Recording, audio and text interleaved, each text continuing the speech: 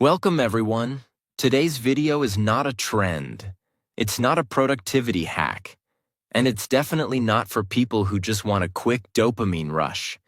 This is for people who are done surviving, done repeating the same habits, done pretending like they're okay. This video is for the version of you that's been screaming inside.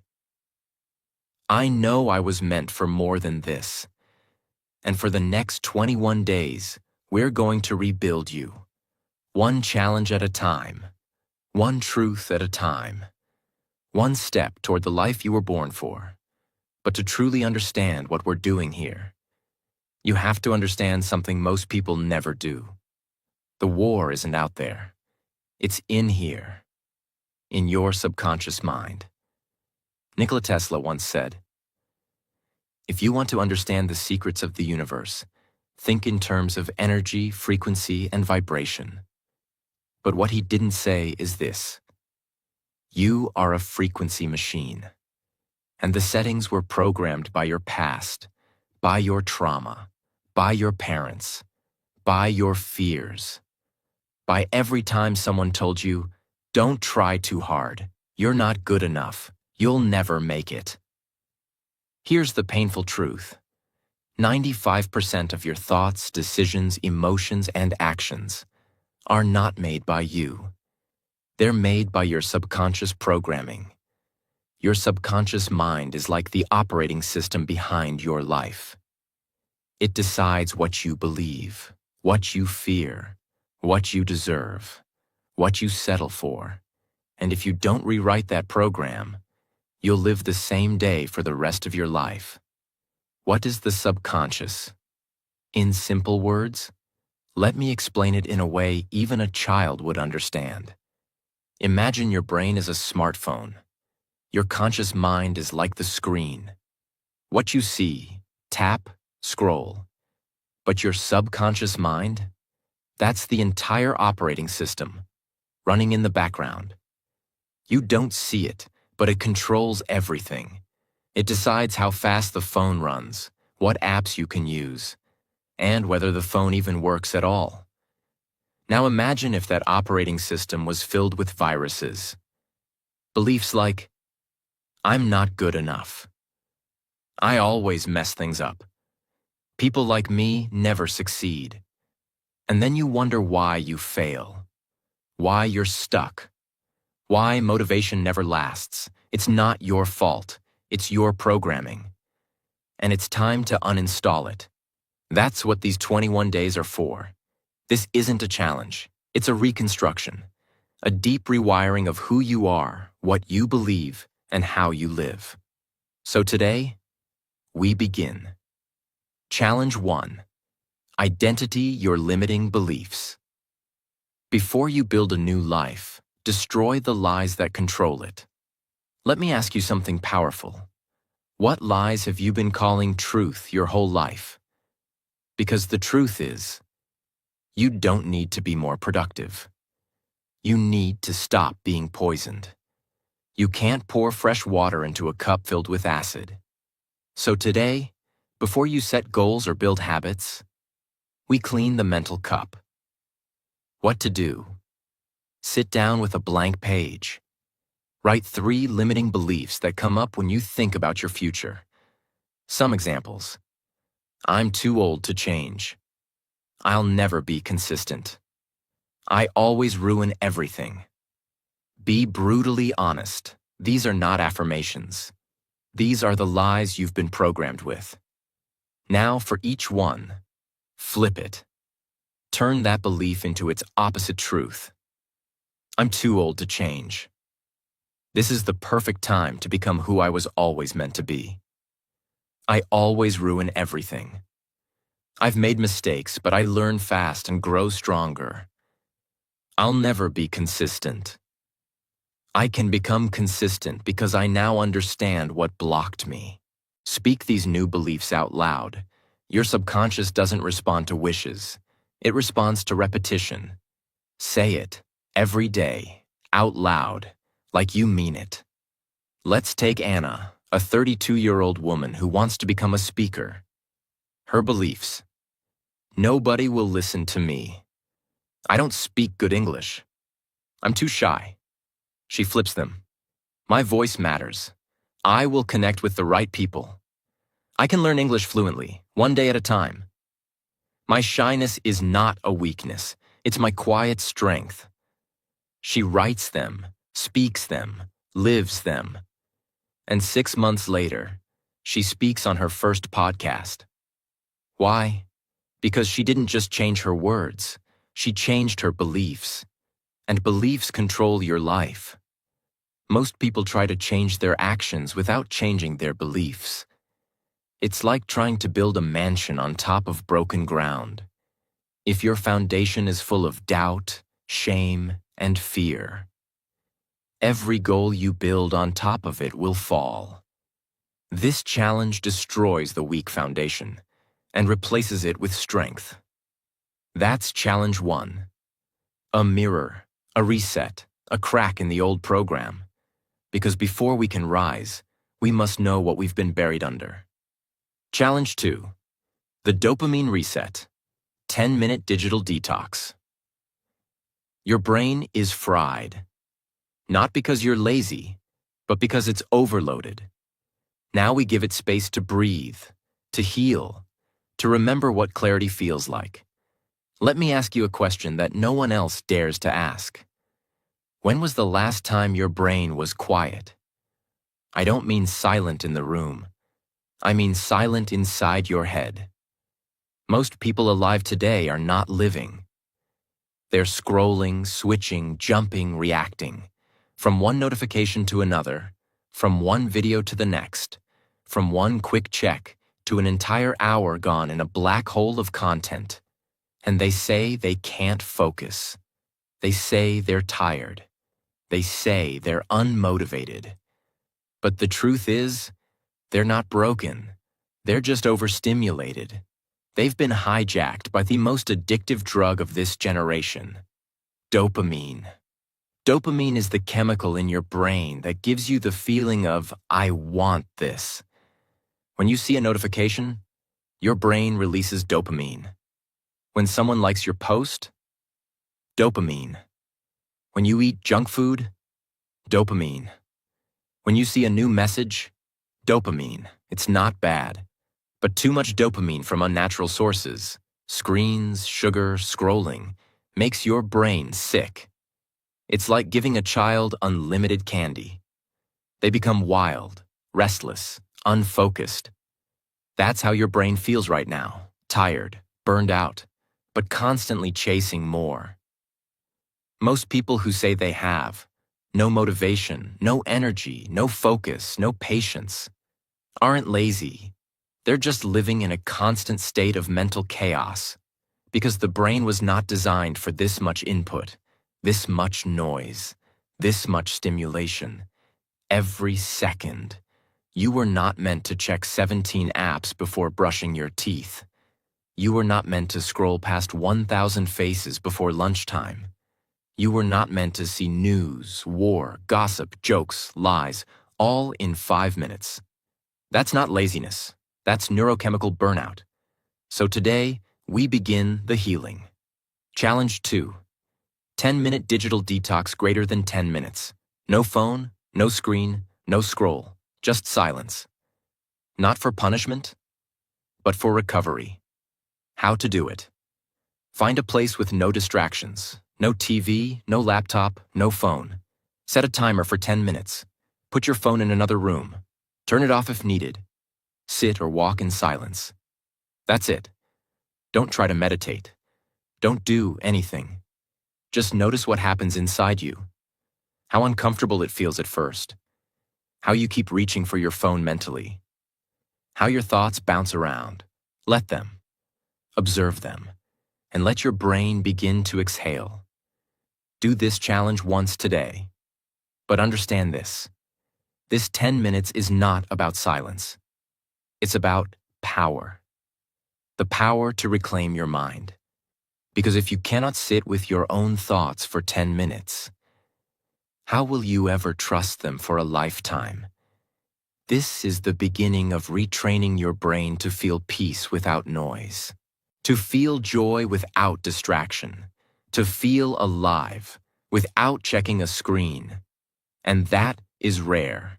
In a world full of stimulation addicts, this is rebellion. And in rebellion, you find freedom. Let me tell you about Leo, a 24-year-old man trying to become a writer. He was frustrated. Every time he tried to write, he got distracted, bored, restless. He thought something was wrong with him, until he realized he couldn't even sit still for 5 minutes without reaching for his phone. He did this 10-minute detox every day, for 7 days. And something strange happened. At first he felt anxious, then bored, then calm. Then suddenly, ideas started flowing. He wrote 2 full chapters in one sitting. Why?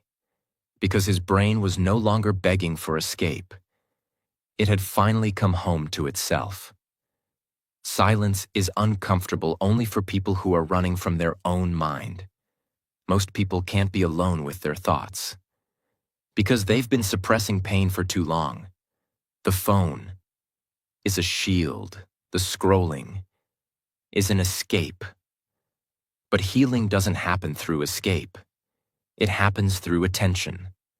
Attention is the new oxygen. And this challenge gives you that breath. The secret. It's not about time. It's about discipline.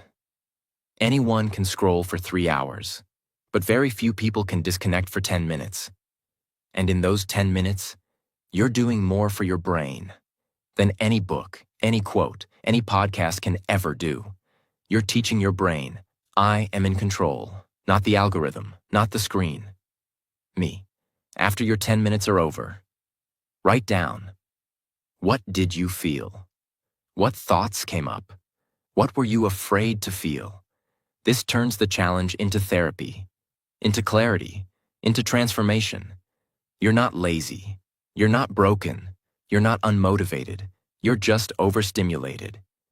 And this challenge is your antidote.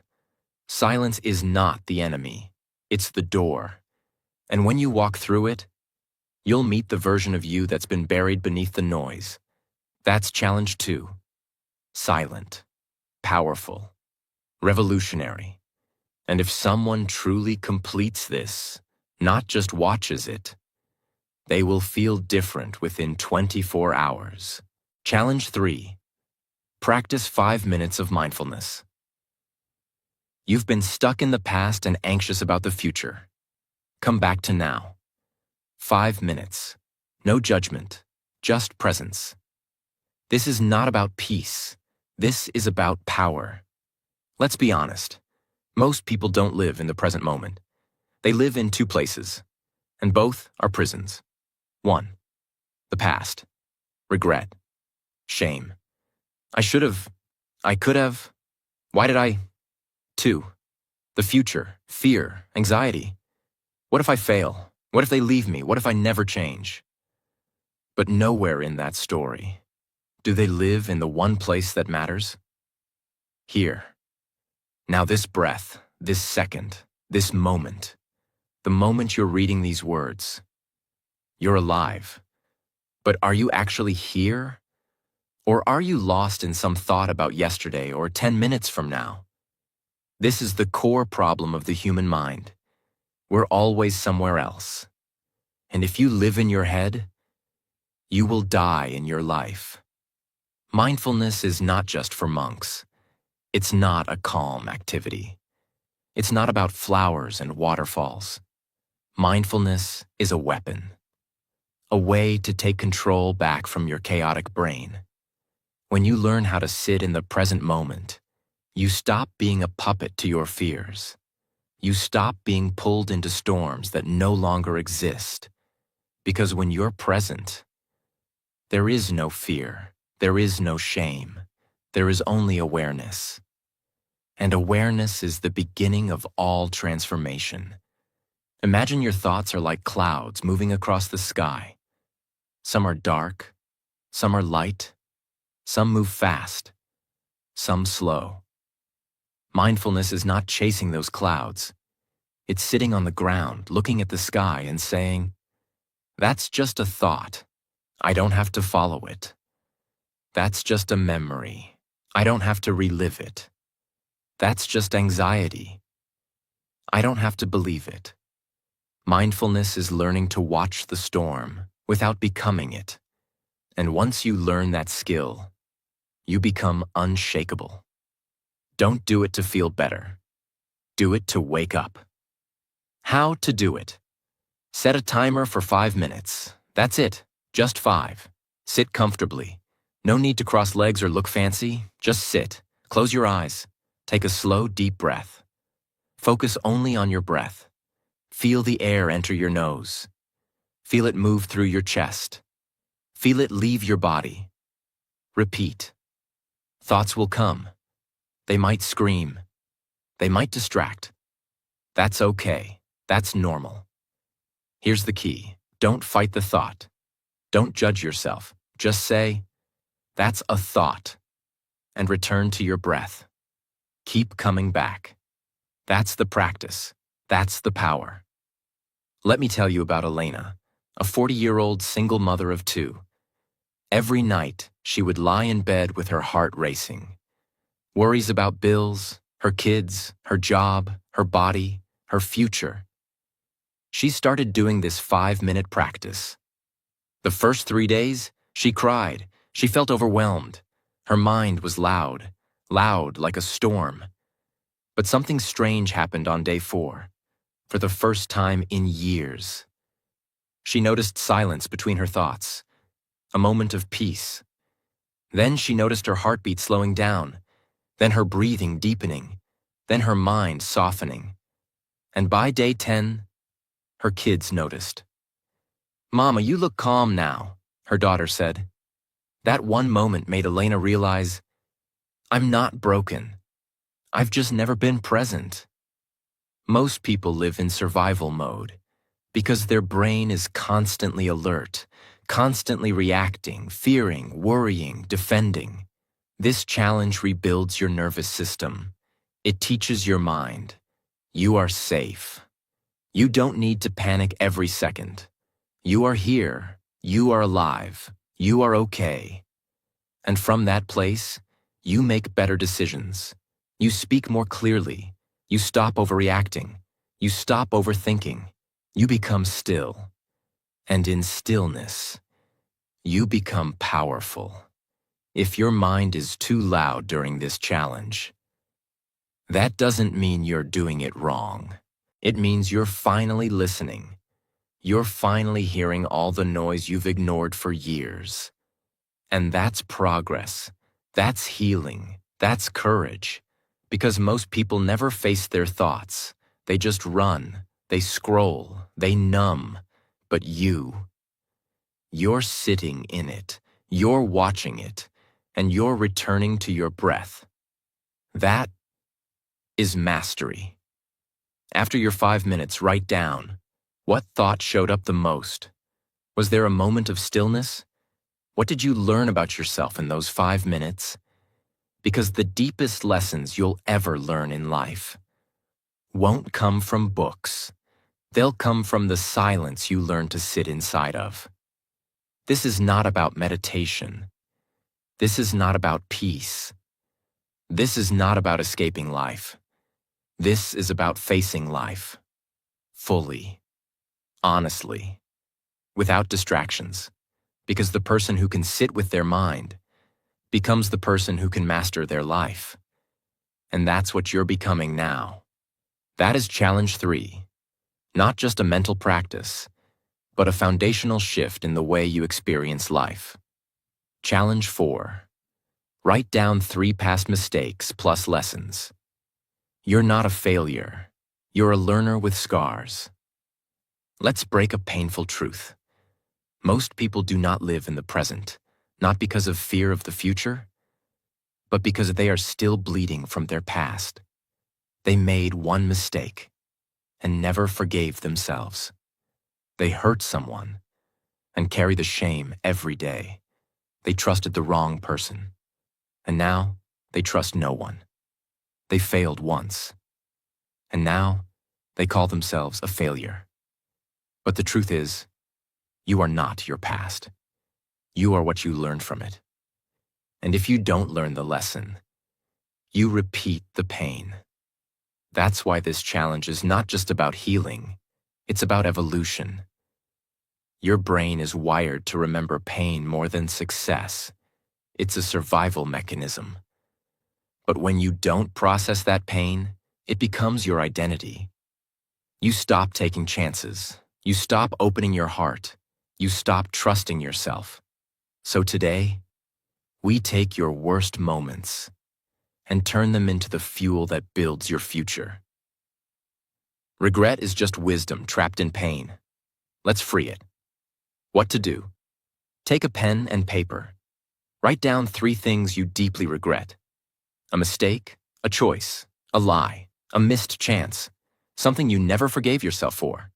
For each one, ask yourself, what did this teach me? What did I learn about people, life, and myself? How has this made me wiser, stronger, more aware? Then write this sentence. I made this mistake. I am not this mistake.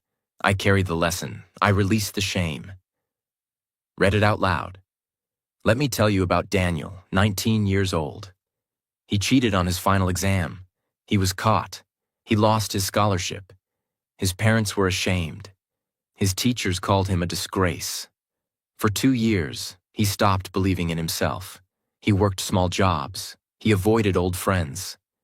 Every time he saw a student in a uniform, he looked away.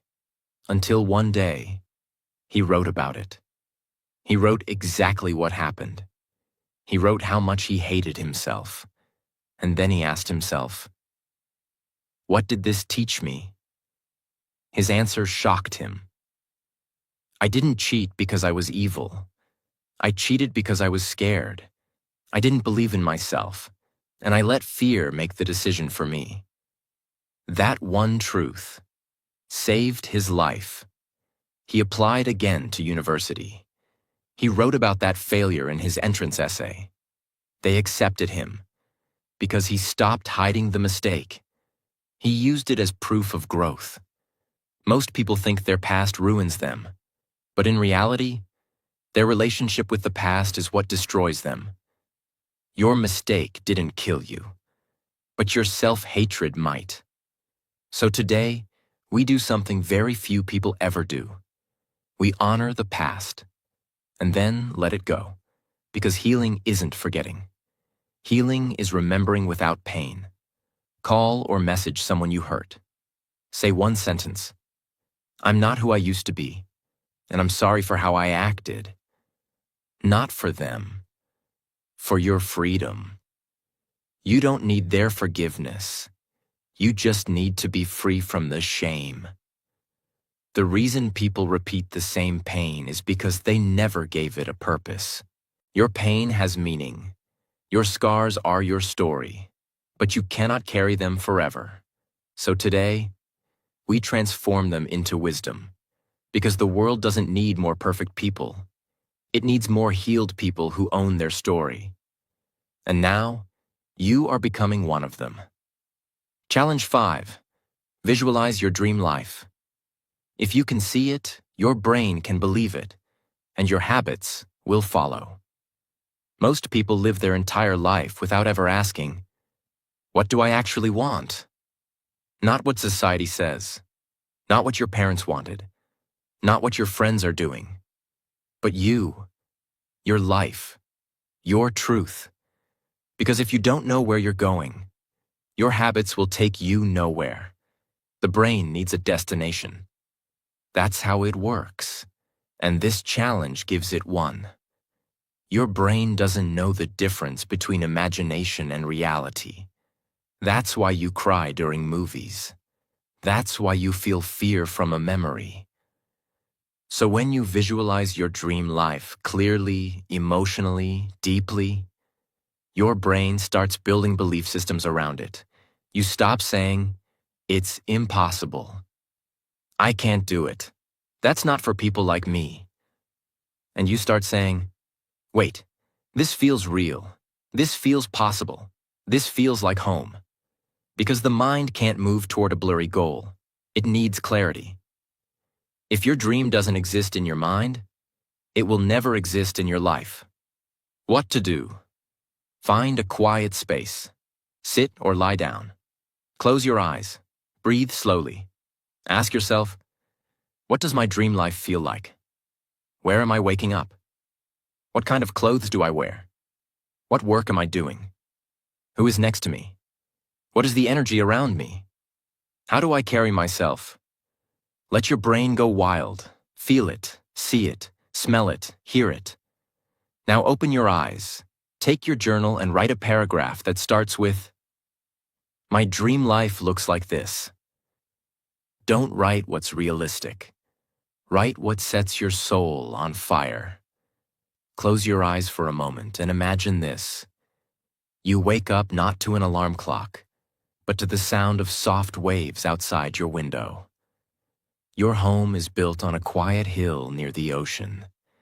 The sunlight enters through giant glass windows, gently touching the white curtains. You stretch your arms and smile, not because it's a weekend, but because every day of your life now feels like one. You walk barefoot on the wooden floor of your dream house, warm, peaceful, calm. The air smells like coffee and ocean breeze. Your kitchen? It's modern, spotless, filled with your favorite foods, colors, and a small coffee bar you always wanted. There's an open bookshelf in the living room, filled with books that once changed your life. Now they sit like trophies. Every room in the house tells a story. The art on the walls isn't expensive. It's meaningful. It reminds you how far you've come. Your work desk overlooks the sea. You no longer work to survive. You work to create, to inspire, to enjoy. You walk into the backyard. There's a small garden you planted, a tree with a bench under it. A journal waits on that bench. You sit, you write, you feel alive. You no longer chase peace. You live inside it. This isn't just a house. This is your dream life. Use this kind of vision, detailed, emotional, real, to guide your daily actions. Don't just say, "I want a better life." See it, feel it, hear it, smell it, taste it. Write down your dream life in full detail. Your home, your mornings, your food, your work, your health, your energy, your relationships, your peace. Keep this vision in your journal, on your wall, or inside your heart, and let it pull you forward every single day. Because when you can visualize it clearly, you start living it powerfully. Record a voice note describing your dream life. Play it every morning, every night. Remind your brain who you are becoming. Speak the future until the future responds. Most people don't live their dream life because they've never actually defined it. They're chasing status, money, fame, comfort. But none of those are clear. This challenge brings you clarity, and clarity kills confusion. And when confusion dies, action begins. If you don't build your dream life in your mind, you'll spend your whole life trapped in someone else's. So today, you don't dream small. You don't hold back. You don't ask what's realistic. You close your eyes, and you let your future self speak, because they're already waiting for you. And now, you're finally walking toward them. Challenge 6. Write a promise to your future self. This is not a task. This is a contract with your next chapter. Let me ask you something dangerous. What do you owe to your future self? Not to your family, not to your followers, not to society, but to you. The version of you 6 months from now, a year from now, the one who is still waiting for you to stop making excuses. You see, we make promises to everyone else. I'll be there. I'll call you. I'll do my best. But the one person we break promises to the most is ourselves.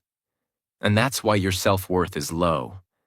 Because your subconscious remembers every time you said, "Tomorrow I'll start. This is the last time. Next month, I'll be better."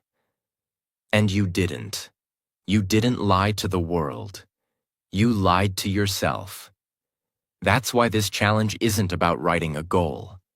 It's about rebuilding trust with the most important person in your life. You.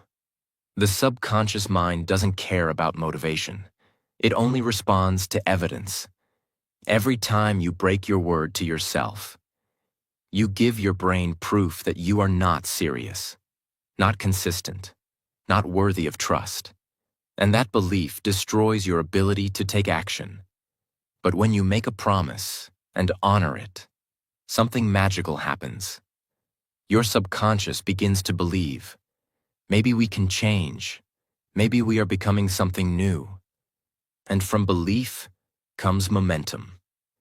Not a wish, not a dream, a vow, something sacred, something non-negotiable. How to do it? Close your eyes. Visualize your future self, 6 months or 1 year from now. Where are they standing? What do they look like? What energy do they carry? What have they survived? Ask this version of yourself. What do you need from me today? What habits, decisions, and courage do I owe you? Now write this sentence. From this day forward, I promise myself. Speak it out loud, slowly, emotionally, not like a quote, like a declaration, like a spiritual contract. Write this promise somewhere visible, on your wall, on your mirror, in your phone. Read it every single day until your soul believes it. Let me tell you about Andre, a 36-year-old man who used to weigh 130 kilograms. He was bullied his entire childhood. Every year he promised himself, "Next year I'll lose weight." But he never did, because it was always a goal, never a vow. One night, after binge eating alone, crying in his room, he stood in front of the mirror and whispered, "From this day forward, I promise myself, I will never abandon my health again." He didn't say, "I'll lose 30 kilograms." He didn't say, "I'll go to the gym." He made a vow to stop abandoning himself. That promise changed his life, not because of the weight, but because for the first time, he felt like a man he could trust. This challenge makes your transformation personal. It's no longer about likes, goals, or results. It's about integrity, the silent power of being someone who does what they say, even when no one is watching, even when it's hard, even when you're tired. Because one day, your future self will look back and say, "Thank you for not giving up on me when it was easier to stay broken." Don't write a big list. Don't try to be perfect. Just write one promise that feels so true, so sacred, so powerful, that breaking it would feel like betraying your soul. That is how you change your identity. One vow at a time. One commitment at a time. One decision that echoes into your future. And from this day forward, you are no longer a maybe. You are a promise in motion. Challenge 7. Clean one physical space around you. Your outer world reflects your inner world. Let's take back control, one corner at a time. This is not a cleaning task. This is not about organizing your life like a productivity guru. This is about one thing: control. When life feels heavy, when your mind feels scattered, when nothing seems to make sense, the one thing you can take back is your environment. You can't fix your past today. You can't fix the economy. You can't fix other people. But you can clean the drawer beside your bed. You can fold the clothes on your chair. You can make your bed like you're preparing for war. And that simple act tells your brain, I am not helpless. I am not stuck. I am in charge of my world, even if it's just this one shelf. Your brain is constantly taking signals from your environment. Cluttered room equals overwhelmed mind. Dirty kitchen equals delayed decisions. Messy closet equals mental fog. But when you clean even one small corner, you activate a part of your brain that says, I am no longer surviving. I am building. I am restoring. I am coming back to life. Not for beauty, for power. How to do it. Pick one small area that feels messy, heavy, chaotic. Examples: your desk, one drawer, your bed, a corner of your room, one shelf in your kitchen. Set a timer for 20 minutes. No phone, no distractions. Clean it like you're preparing for a new identity. Not like you're organizing, like you're creating a space for a warrior, a creator, a healer to exist. When you finish, stand back. Look at it. Take a deep breath and whisper, this is the beginning of order. This is the space for the next version of me. Last year I was depressed. Not the kind of depression people post about. The silent kind. The invisible kind. I couldn't focus.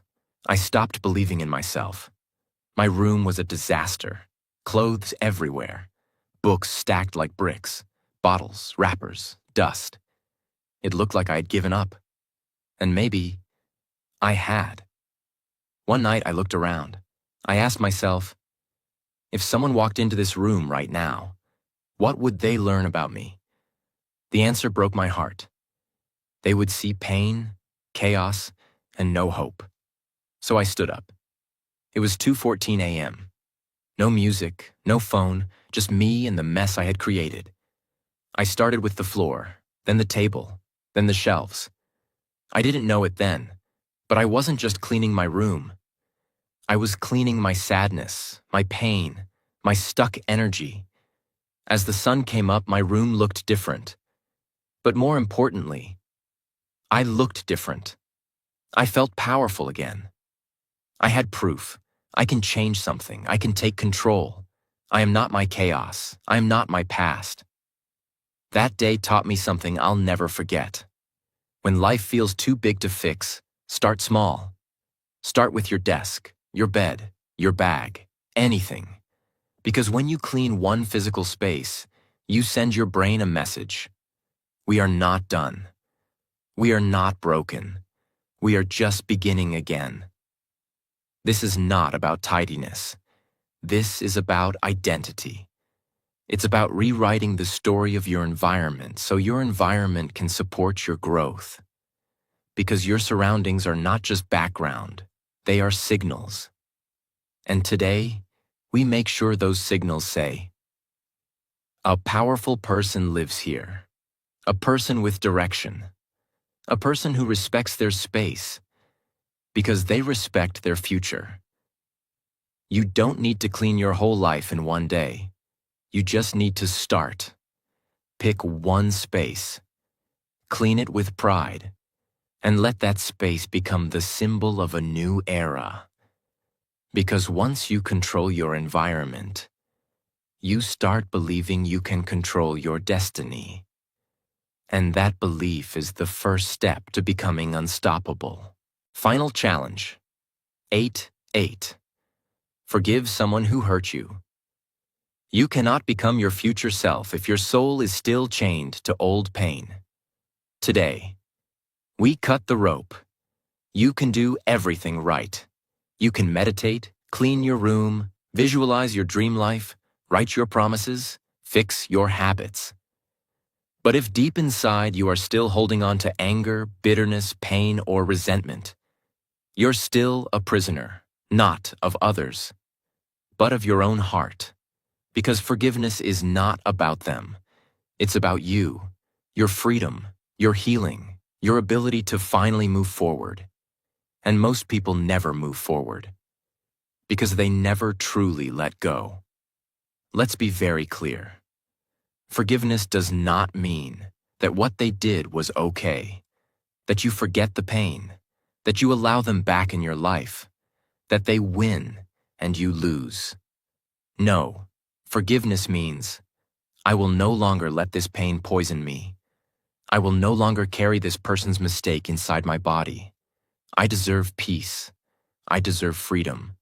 And I'm choosing it now, even if they never apologize. Forgiveness is not weakness. It is the highest form of strength. It's saying, you no longer have access to my nervous system. You no longer control my emotions. You no longer get to live in my head rent-free. Forgiveness is not a gift to them. It is a release for you. You've carried this long enough. It's time to let go. How to do it? Close your eyes. Breathe deeply. Go back to the moment. The wound, the betrayal, the lie. Let your mind bring up the person you've still not forgiven. Feel it. Don't fight it. Let yourself feel the disappointment, the anger, the tears, the betrayal, the helplessness. Let it rise. Now whisper or write these words. You hurt me. You betrayed my trust. You left a scar I never deserved. But today, I set myself free. I forgive you. Not because you deserve it, but because I do. I deserve peace. I deserve joy. I deserve a future that is not held hostage by the past. So I let go, not for you, but for me. Now take a deep breath. Exhale. Say it again, slowly, meaningfully. I forgive you, and I free myself. Optional. Write a letter to them, but don't send it. Write everything you ever wanted to say. Let it pour out, then tear the page, or burn it, symbolically release it. Imagine this. You're holding a burning piece of coal tightly in your hand. Your hand is in pain. It's turning red, blistering. But you refuse to let it go. You say, this coal represents what they did to me. This is my proof that I was hurt. I will hold it until they understand how much they hurt me. But here's the truth. They don't feel the burn. You do. Every second you hold that pain, it's only burning you. It doesn't punish them. It only destroys your peace. Now imagine this. You finally open your hand and let that coal fall. You feel the pain still there, but it slowly starts to heal. The wound breathes. The fire is gone. And for the first time, you are free. The lesson. Forgiveness is not saying, it didn't hurt. It's saying, I'm done letting it burn me every day. You don't forgive because they deserve peace. You forgive because you do. What happens when you don't forgive? If you don't forgive, you start carrying bitterness in your voice, tension in your body, distrust in your relationships, walls around your heart, anxiety in your dreams, cynicism in your words. And over time, that weight turns into a life you didn't choose. You begin to punish new people for old pain. You reject love because it reminds you of the past. You stay stuck because the pain keeps you safe. But you weren't born to be safe. You were born to be whole. And wholeness requires release. You've done so much in this challenge. You've reflected. You've rewired your habits. You've cleaned your space. You've visualized your future. You've written sacred promises. But if you don't release the poison, you'll carry it into your new life. This is the final door. Not to healing, to liberation. And when you walk through it, everything becomes lighter. You don't forgive because they said sorry. You don't forgive because they earned it. You don't forgive because the world says you should. You forgive because you are finally ready to heal. And when you do, the chains fall, the weight drops, the storm ends. And for the first time in years, you take a full breath and feel free. After all 8 challenges, here's how to test if you truly completed this journey. not just watched it. Step 1. The mirror test. Stand in front of a mirror. Look yourself in the eyes and ask, did I show up for myself with full honesty, full emotion, and full presence? If your eyes tear up, if your voice shakes, you did it right. Step 2. The energy test. Close your eyes. Ask yourself, am I lighter than when I started this video? Am I more clear about who I want to become? Do I feel proud of showing up for myself? Do I feel closer to the version of me I've always wanted to be? If the answer is yes, you're no longer the same person who clicked this video. You've been reborn. Step 3. The real life test. In the next 24 hours, do you treat people with more softness? Do you breathe more slowly? Do you walk with intention? Do you avoid the habits you promised to break? Do you feel something new deep inside? If you do, that's not a coincidence. That's transformation. That means you didn't just watch a video. You completed a soul challenge, and you earned your new identity. And now, here we are. You didn't just watch a video. You just completed something most people will never have the courage to even begin. You looked inside. You faced your wounds. You cleaned your space.